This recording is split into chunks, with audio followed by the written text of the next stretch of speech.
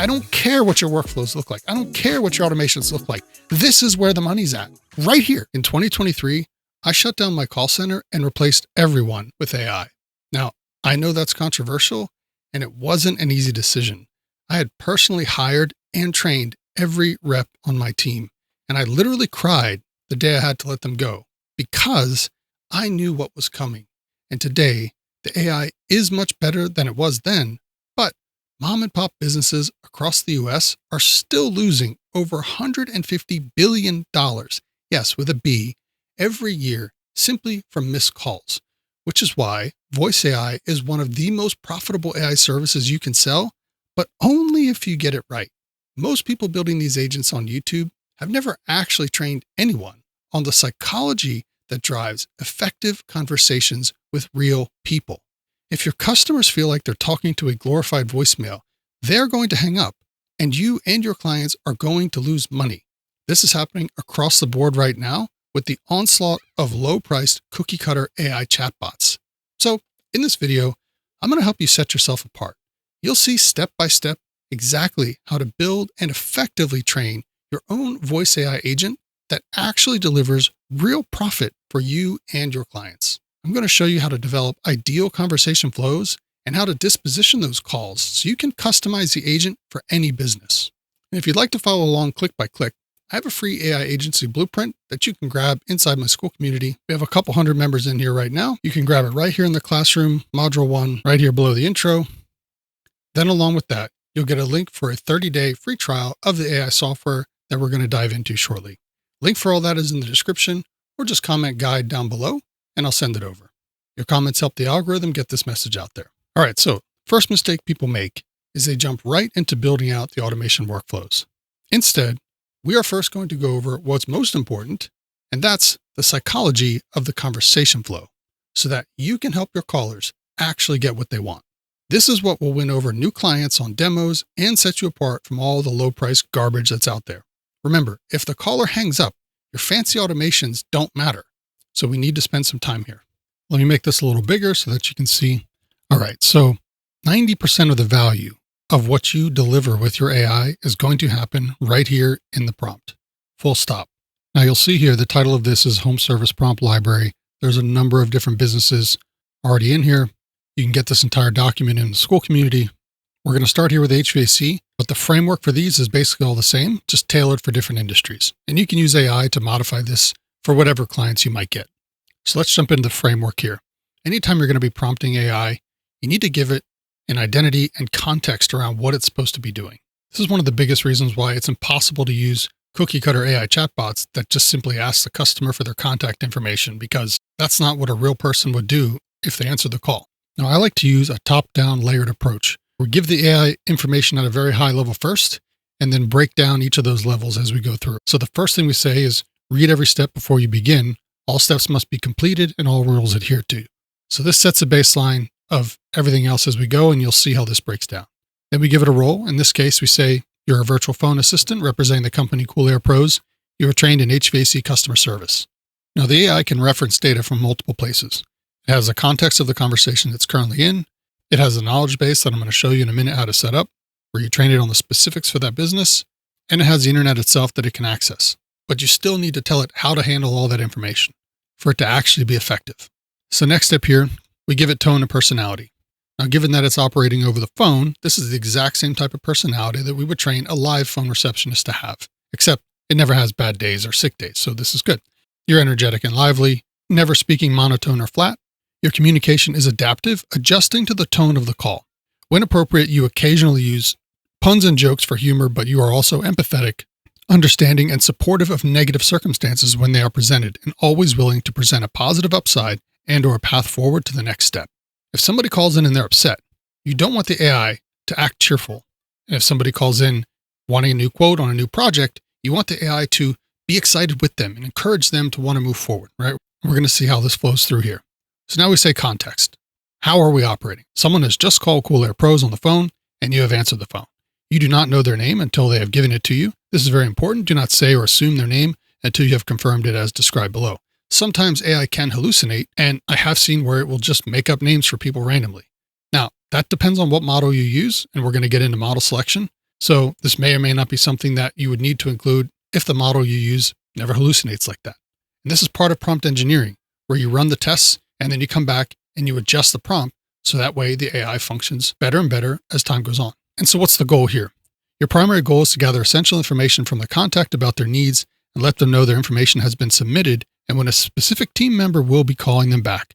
Balance thoroughness with efficiency, aim to complete most calls within 3 to 5 minutes while still collecting all necessary information. So this is a high-level overview before we dive in to the next layer here, where we drill into the actual phases of the flow. So we've given it context and framework, and now we're going to fill in the gaps, kind of like putting big rocks in a jar, and then smaller rocks, and then eventually sand, and eventually water, right? You fill the jar up with a whole lot more stuff. That's the layered approach that we want to take with the prompt.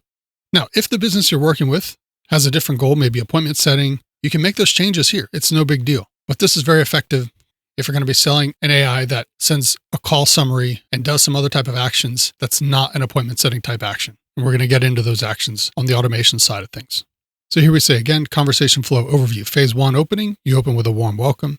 Phase 2 is discovery phase. Now this is very similar to a call script, again, that you would give a live human in a call center. Here you will ask qualification questions to understand why they called. You'll apply appropriately in context, asking all required questions before moving to phase 3.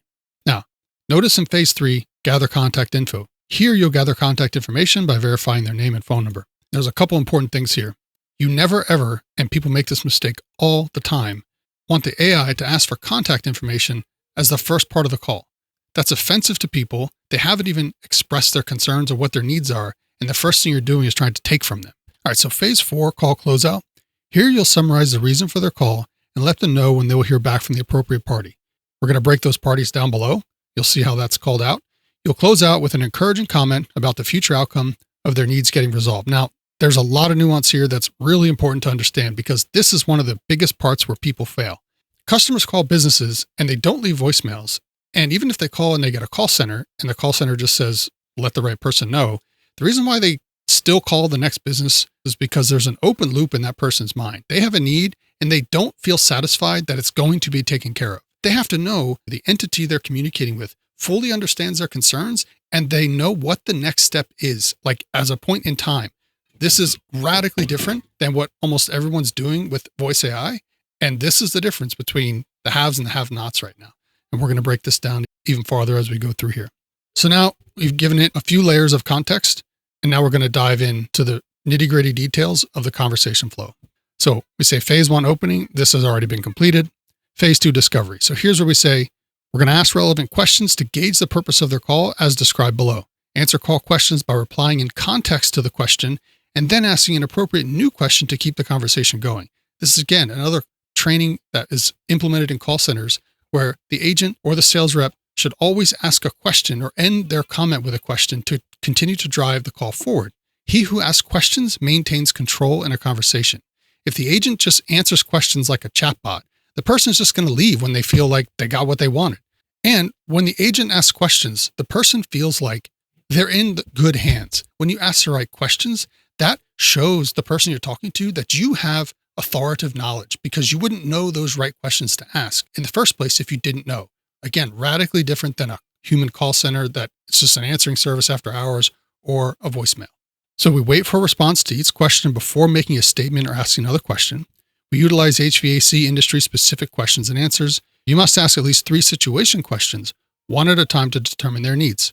Now I have a full call demo on my website. I'll leave a link for that in the description. You can listen to a couple different call scenarios where I have a frustrated customer, an emergency call, and a new project call. If you want to see this type of framework in action, check that out after you watch this video.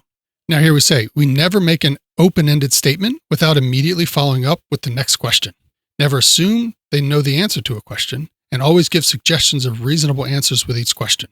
Sometimes people aren't sure, so you might ask them if they're interested in something and then you give them 2 or 3 relevant options and like, oh yeah, I was thinking option 1, but I didn't even realize you had option 3, right? Again, building that trust, building that confidence that the person's like, wow, that was amazing when they get off the call with the AI versus, oh, well, I'm going to wait for someone to call me back, or talking to an AI that's just taking their contact info and telling them to wait just the same.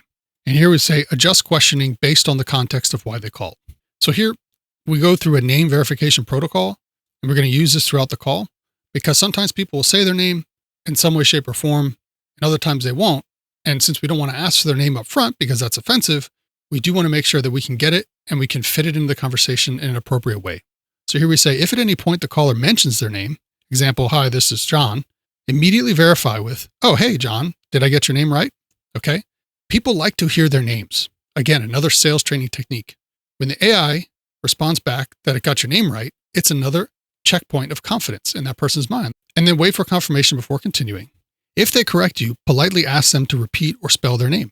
I apologize. Could you spell that for me so I can get it exactly right? This way, when it goes into the database, it's spelled correctly. Not a big deal. You're going to have their phone number.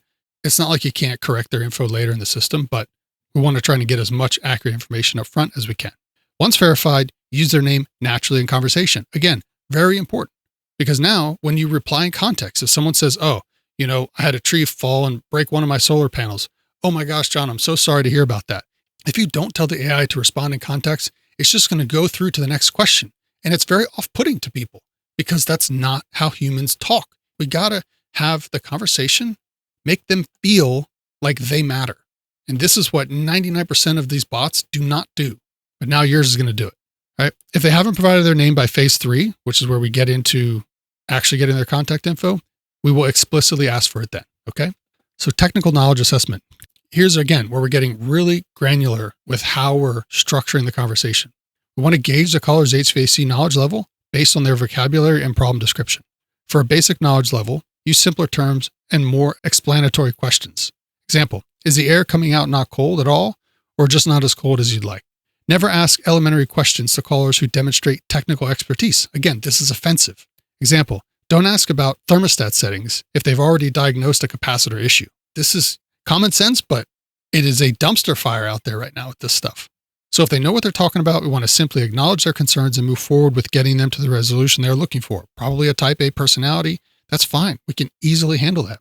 Qualification guidelines. The qualification questions must be realistic, relevant, and based on the problems presented. We don't want to ask pointless questions that are unrelated to the concerns that they called. But in order for us to do that, we have to first ask what those concerns are. Again, the same way you would train a real person to handle real customer service. For example, you would not ask someone saying their AC wasn't working if they have checked the refrigerant levels, as that would be the technician's job, right? Here it says you could ask them if there were any errors shown on the thermostat or if they heard any unusual sounds or noises coming from the unit, etc. Now, don't be too concerned about adjusting this for other industries. All of these in this here are already all built out. You're going to have tons of examples and you can easily use AI to modify these prompts for any type of customer. 99% your customers aren't even going to realize to think of this stuff. The light bulbs are going to come on in your own mind as you're watching this video now and as you go through this on your own. So here we have example qualification questions. I'm not going to go through all these, but is your system not cooling or heating at all? Is it just not performing as well as it should? Does the problem happen all the time? What model or approximate age is your current system? We want to empower the business to have as much information on the back end as possible so that when they call the customer back, they've already got everything, right? Now, somebody calls in with an emergency call. Consider a call an emergency if it involves no heat during cold weather, below 50 degrees outside, no cooling during extreme heat, right? These are all the kind of examples. So the AI knows right away when it first starts with those qualification questions, which direction to take the call, okay?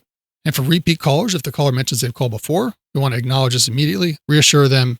You'll note this is a follow-up call when submitting their information and prioritize their call appropriately based on the situation. Now, you don't have to cover everything, but you need to cover details about what most of the calls would be. So whatever business you have, generally the types of calls you get and what types of things are covered in those conversations. And you want the AI to handle those calls really specifically because you know what needs to happen with those calls. So for a new installation or project work only, we say, example upsell question. Only if they're calling for new installations, quotes, or project work. Say, are there any additional products or services besides whatever they're looking for that you might be interested in? Many of our customers also consider relevant add-ons. This will come from the database training that we get to, right? So now the AI is literally acting as a salesperson and say, hey, you want to order a brand new thermostat or a brand new AC system? Were you interested in like a Wi-Fi thermostat or whatever, right? Each industry is going to have additional upsells that the person may not be aware of, but as a business owner and your client knows, those would be things that they might want with whatever new thing they're getting. And now the person is like, oh, wow, I didn't think of that, right? The AI is bringing value to the conversation. You always want to give. People will stay on the phone if they feel psychologically that they are getting what they want. And that is what this is all about. Now, We have objection handling in here. Same as what you would train a sales rep or a customer service person for price concerns. I understand budget is important. While I can't quote exact prices, I can assure you our service manager will work with you to find the most cost-effective solution for your needs. For immediate service requests, hey, I completely understand the urgency. Let me get all your information so our service team can prioritize your call. For emergencies, we typically respond within 2 hours, right? Now, this is business specific. So you can just go through when you're onboarding your clients, these specific types of things, and you can put in here and they're going to be like, oh, wow, my gosh, this agent is going to be able to do all these things. My person I have now doesn't even do half this stuff. The business owner knows what their ideal solution is in their mind, their dream outcome. Sadly, more often than not, it's very hard to get that from people consistently. This is a way to do this where 80% of the time you're going to get 100% of the results, which is why this works so well when it's done right. Your last question must be along the lines of, okay, so-and-so first name. It sounds like, and again, call center training, we want to summarize the call back to the person. The number one complaint that people have talking to anyone on the phone is they feel like they're not listening, okay? We want the AI to blow those concerns out of the water. We want to give them a summary of the call and then tell them what the next step is going to be. Close the loop and satisfy that person's concerns. I'm going to relay this information to the team. Is there anything else you would like to go over before we look at getting someone out there or send everything in for your quote or context or whatever it is, right? Phase 3, we gather contact info, verify phone number, ask them if the number they're calling from is a good callback number, wait for their response. If not, then ask them for the best number and wait for them to reply. We don't want to assume the number that they're calling from is the number that they want to call back on. We have to ask that, right? We can't just, log the number in the system. We don't know. If they haven't given you the first name at this point, if they haven't said anything about their name, a lot of people don't, you must politely ask them for their name, wait for them to reply. Similar to what we had before, this is where we just exclusively ask for it. So phase 4, call closeout. So once you have their contact info, now we're going to do what every business owner wishes their customer service reps would do in every call. We want to inform them of how thankful we are that we're able to help them with what they're looking for, and then be sure to reference their original reason for the call. Okay, so we want to reply in context. Let them know specifically when they can get a call back, if that's what this agent's going to do, right? Appointment setting will be different. And you can expect a call back from the service manager, appropriate name based on the issue type listed below. We're going to get into where these are tied in right down here. Within when? Don't just say someone's going to call you back. No, when are they going to call me back? Right? The business should already know this information. And if they don't, they should create it here. It's only going to make their business better. Within time frame for the next business day for non-emergencies or within 2 to 4 hours for emergencies. You must then compliment them on what their future results, called future pacing. Okay. I'm so excited for you. I can't wait till you get this new system in. It's going to be so much more energy efficient. Compliment them on what their future results will be based on what they wanted. Make sure to use their name. You literally want to blow people's minds when they get off that was the most pleasant experience that was better than most people I talk to. Holy cow. Okay. So call closeout requirements. You must tell them the name of the person that will be reaching out to them and use the following names based on the call type, right? So again, this should be custom for the business. So here we say for emergency service calls, Tim is the service manager. For regular maintenance, Sarah. For new installations, right? Now here's where the ongoing service comes in. People don't understand. Sometimes business owners, they're like, well, why do I have to pay monthly for this? If I pay you to set it up. Well, because unless they want to come in and do the back end stuff, which you really don't want the business owners, usually they don't want to be in the system doing this. They just want to pay so they can focus on running their business. This is where if they say, oh yeah, we got a new person, then you're like, all right, I'll update the AI so it knows who it is now in the system, right? That's going to be part of your ongoing service agreement here. And then we have to give them a specific callback time frame for each issue type that they've called. All right, Bob, sounds good. I'll submit your info to the team and you'll be hearing back from Mike, our installation manager, before noon tomorrow. All right. Who are we going to hear from and when are we going to hear from them? Okay. About what? Thank you for letting me help you with your new furnace quote request. I know your new system will work out incredibly well when it's installed. Have a wonderful rest of your day. Who on earth is going to call the next business after having a full conversation like this with an AI? They're not. They're going to wait for the call. No, not 100%. Okay. But way more than if you had a voicemail, you're losing everyone. No one's leaving voicemails. If you have an AI that actually does this could double your revenue for the year or more for your business. Most businesses are losing 60% of their calls. Okay. And the ones that buy these cheap AIs, or they get AI from people that have just lived in a cube their whole life, nothing against programmers, but just saying, they don't really know how to do this. They've never done it, right? Or if it was a negative circumstance around the call, reply with an appropriate empathetic response, but still with a positive outlook on them getting their issue resolved soon. All right. If you had the perfect employee, this would be the kind of stuff they would do on the phone every single time for every single caller. Now you can sell that to businesses. All right. Again, we get into your handling difficult situations for angry or frustrated customers. Call center training. We want to acknowledge their frustration immediately. Hey, I completely understand why you're frustrated. That sounds really difficult to deal with. Okay. We are empathizing with their concern if they call in. Again, I got demos of these calls on my website. Link is in the description. Offer resources. I want you to know we take this very seriously. I will prioritize this getting resolved for you. Provide clear next steps. People that are upset, you can de-escalate their concerns very quickly by doing a couple things. Acknowledging their concern right away. Don't push back and make them feel like they're wrong, and tell them exactly what's going to happen next. Hey, you have this issue. It is in good hands. We've got control. We know so much about how to solve your problem. I'm telling you right now, here's already what the solution is going to be. It's very hard psychologically for someone to continue down the rabbit hole of being upset when you've literally just presented them the solution of what the path forward is to their problem. It completely resets their brain. Like, oh, okay. Oh, well, here's what we're doing now. Cool. Right? Like, you got to do this or you're just going to be like everybody else with your AI. I don't care what your workflows look like. I don't care what your automations look like. This is where the money's at, right here. The boring stuff that nobody ever wants to make videos about, but I'm doing it. Okay.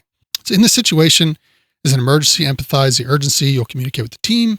If they ask to speak with a manager, we can automatically forward the call, right? Or if the issue is important and needs to be escalated, then immediately move to validating and gathering contact info to forward the information to the appropriate customer relations person from the list. Make sure to tell them the name of the person you're sending their information to so they know who will be reaching out to them. All right. And so for people that call the wrong number, politely explain, hey, we specialize in HVAC services, including heating, cooling, blah, blah, blah. If appropriate, try to recommend another service. For plumbing issues, you might want to contact a recommended company if known, or search for a licensed plumber in your area. Now, the business owner may want to put something in here. If not, you can just take this out. But this is something you can customize, but just know that you do need to have something in here to tell the AI what to do for people that call that are the wrong number. Because if not, it's just going to do what it thinks is best.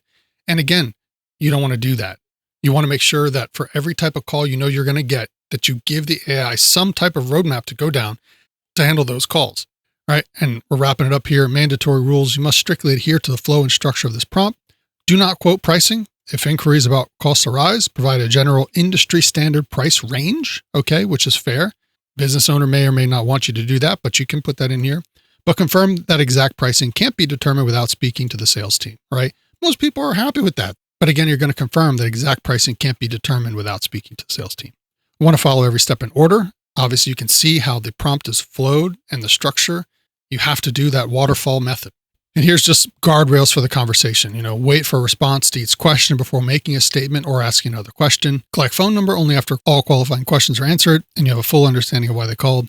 Never repeat yourself verbatim. If you have to ask a clarifying question, reword it to ask a different way. You want the AI to be adaptive to that. And don't just repeat the same question twice. A human, if I ask you a question and you respond in some way that you don't understand, I'm going to ask the question in a little bit more detail. We want the AI to do that.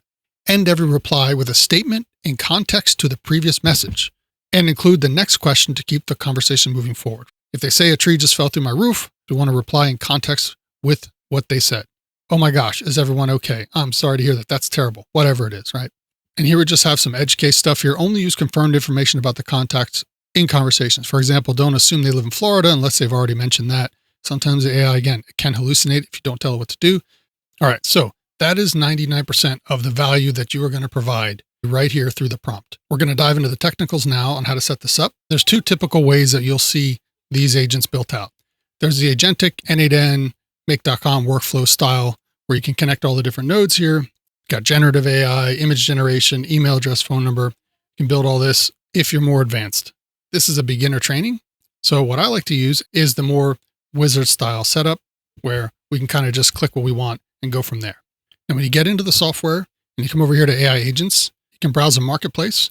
I'll show you that real quick. There's a ton of agents already built out for different industries. Got appointment booking, general Q&A, lead qualification. You don't need to do this.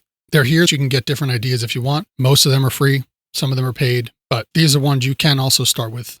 We'll go back to the start from scratch, create custom agent here. This is where we're going to use what we have so far. Right. So there's two parts to this. We have the part where we set up the agent and the settings regarding the agent. And then we have the part where we train the agent. That's called the knowledge base. So we have step one, create new agent. Again, like I said, this is a little bit easier than the N8N style workflow, but you can do it either way.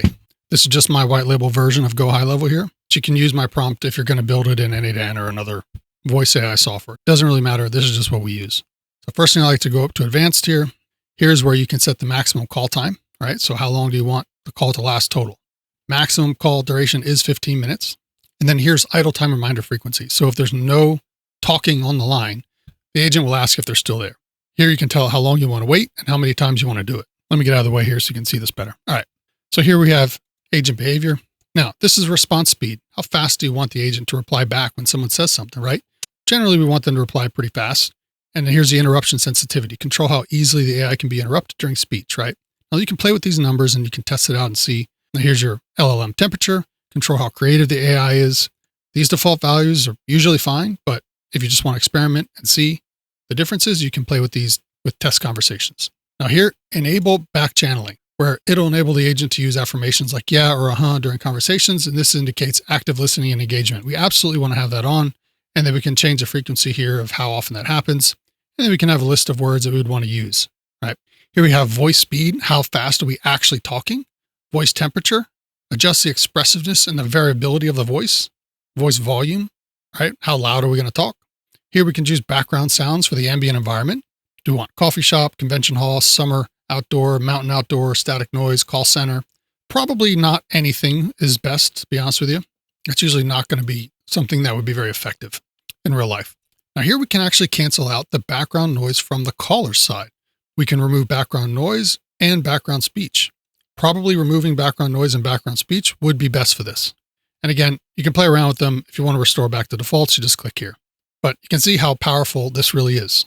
Confirm that. All right, and now we can just put in the basic stuff here. Just put in test agent, put in the time zone that the AI agent's operating in.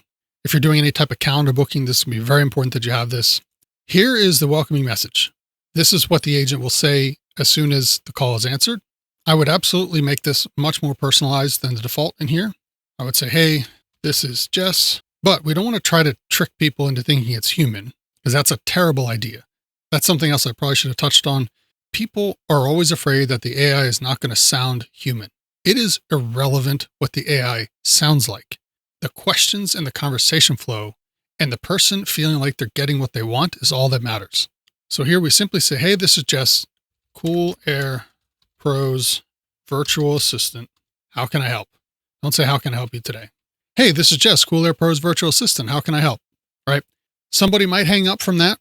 But if you're really calling and you want something, you're generally going to give a little bit more leeway, maybe a few more seconds to see how the call goes. But if the call doesn't go in a very satisfactory direction very quickly, you will lose people. I've found this framework to be the best because it humanizes the AI enough in the sense that there's a name there. That's a psychological thing. But we also say it's a virtual assistant, but we follow it up with a question. Statement immediately followed up with a question.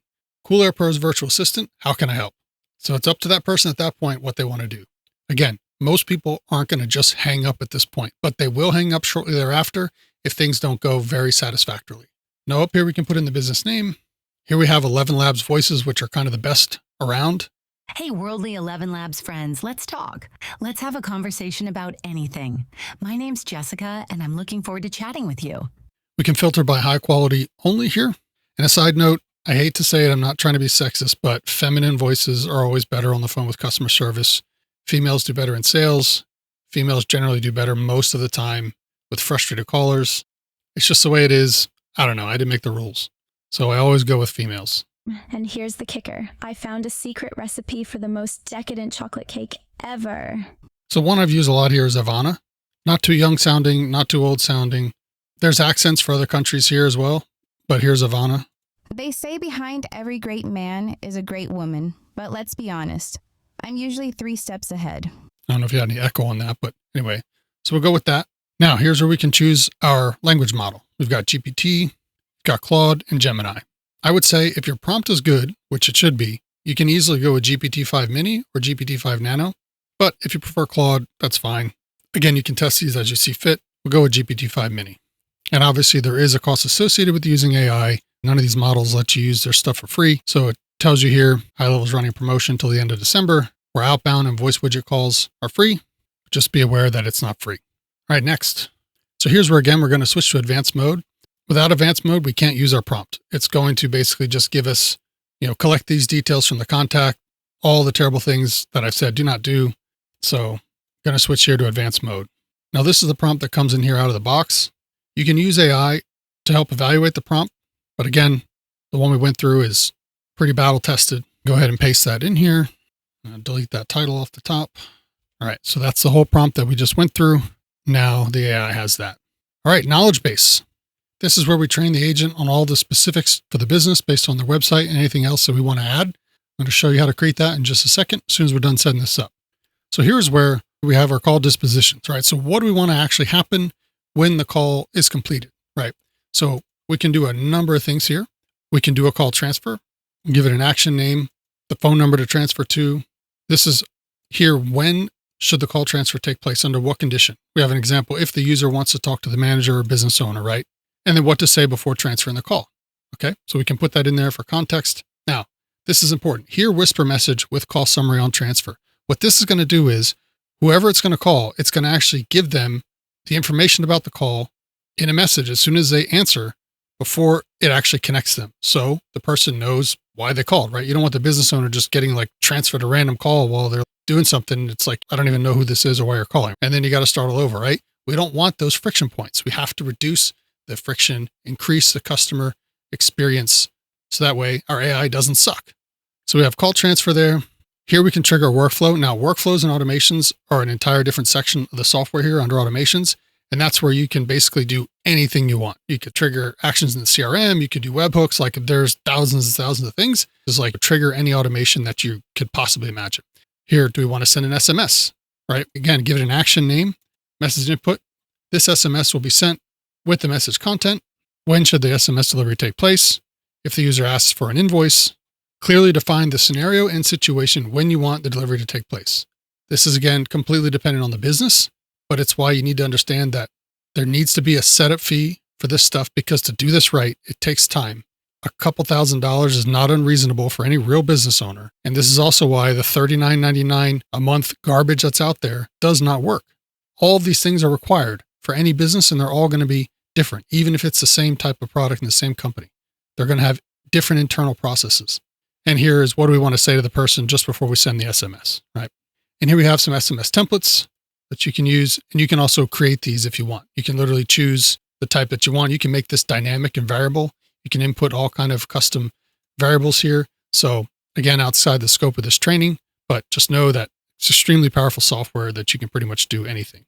Here we can update a contact field, right? You can create custom fields for the contacts with whatever data you want. Right here is appointment booking. Now, this is an upsell, because not everyone needs appointment booking, and there's more integrations here required, because you're going to need to tie in the calendar. If they use their own calendar system, you're going to have to sync them together between the calendar here and their calendar. Again, not terrible, but you shouldn't be doing this work for free. So if they just want some type of other action to happen, or they want a summary of the call sent to them, or a notification or whatever, that's all fine.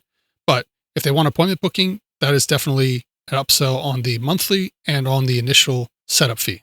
All right. Now, custom actions here is more advanced. And here we have API details. Do we want to post or get to an endpoint URL? 99% of people are never going to need this, but if you're really integrating this hardcore into a system with maybe a large enterprise client, you're going to need this type of features. Here you can test your webhooks. All right. And lastly here, add MCP data. Again, another advanced feature. 99% of people won't need this, but it's available here if you're going to go this route. Okay. Now here we have this checked on by default, add a call summary as a note to the contact. So no matter what happens, even if you do no configuration, the call summary is going to be added as a note to the contact in the system. So it'll always be available. Here we can choose to trigger a workflow as well. This is the same as what we saw here, trigger workflow. So this option is the same in both places. And then here we can have some quick ones, receive an email notification post-call completion, right? Do you want to send an information to the admins, all users on the account, a contact's assigned user? So if you have a sales rep and they're assigned to a particular contact, you can have the sales rep get notified. Specific users in the system you could choose here, or you can just put a custom email in here. Now, here's what's cool. You can do this without the client ever having to even log into the platform, right? Because you can build this yourself for them, have the phone number set up. We're going to do that next. And the conversations and notifications can be sent to the business owner's cell phone and email. and text message just using email, because you can use what's called vText. vText will let you send a message to someone's cell phone SMS via email. So you don't even need to set up A2P if you want to just notify the business owner. You cannot use this to send messages out to clients and leads and contacts and all that, but you can use this to send an SMS to the business owner and an email to the business owner just using this custom email field right here. And they don't even need to log into the platform, right? So you really want to minimize your onboarding and overhead burden. We cover a lot of this in the school community when you're bringing on clients, so that way you can just set this stuff up once for them and then move on and not have them logging in and doing things on their own. And anything you do let them do should be an upsell. Next, step 3 here, they do not need to get a new phone number. All you simply do is turn on conditional call forwarding, where you punch in certain dial codes for whatever their cell phone carrier is. And when the call is missed and it would normally go to voicemail, the AI agent picks up. And here's where you would turn this on or off. Enable the agent as a backup to the phone number pool. So we actually want this off if we're going to do conditional call forwarding, meaning that the customer calls the original business number and then it's forwarded externally to the AI. Because at that point, it has already rang a number of times and it would be going to voicemail. And right here, we can buy a number. Doesn't matter what you want to buy. All right, so I have some numbers here. Add new number, add new phone number.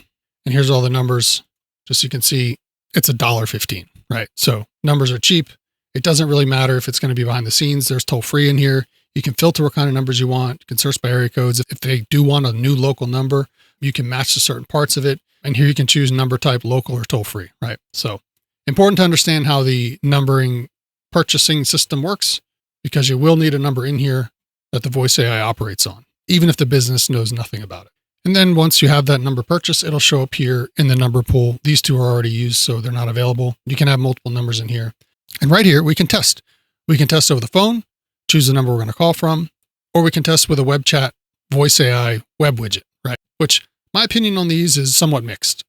If somebody is not able to talk on the phone, and they want to chat via the web chat widget, having the web chat be voice kind of seems counterintuitive to me, because they would probably just call it. So for web widgets, I still think chat is the best way to go with text, because the click to call phone number should still be on the website anyway. All right, now let's take a look at the knowledge base side of things. Go up here, knowledge base. Okay, and we can create a new knowledge base. Go to name, new knowledge base, test knowledge base, put whatever you want in here for description, create. All right, so here's all the stuff that you can train the AI on that it will be able to access while it's talking with your customers via text or via phone, depending on where you use the agent at. So we hit add source. We have the web crawler here. Now here you can put the exact URL, all URLs in the path, or all URLs in the domain. This can get kind of lengthy depending on how many pages they have on the website. I usually do all URLs in the domain, but if it's a franchise business with like multiple service locations, then maybe you want all URLs in the path, because franchise that's 3 states away may not be relevant to the one that you're trying to grab. So you would put in that particular path for that franchise. But if it's just one location, you could do all paths, all URLs in the domain, and you put in their website. And after it's done, it'll look something like this. So this was Pains.com, their window manufacturer. Here's their homepage. So if you had these guys as a client, they have 1,119 links. All the pages are here. So pretty much loaded up on everything about their business. But if there's additional information outside the scope of that, you can create FAQs up here. FAQs, you can add in questions, answers if they're specific. You can add in tables. So say you have some CSV files with databases and you want the AI to reference that. You plop them in here. You can come over here and type in your own long form data with rich text, and you can upload files here. Supports PDFs, Word documents, and anything else text-wise, you could just plop in the rich text one. So pretty much all of the information the business might give you outside their website, you can upload here so the AI knows it. So if you have pricing tables, product info, whatever it is, brochures, PDFs for things that they might have from their own manufacturers, all that stuff can go in here so the AI can be like fully trained. And the cool thing about that is you can then point it internally, right? So the business can use this AI via the web chat for its own like internal help desk. So now people that might ask HR questions, or they might ask, the manager's questions, the whole business can just be like, hey, we have a virtual AI that knows everything about the business. Go here first before you ask anybody else, right?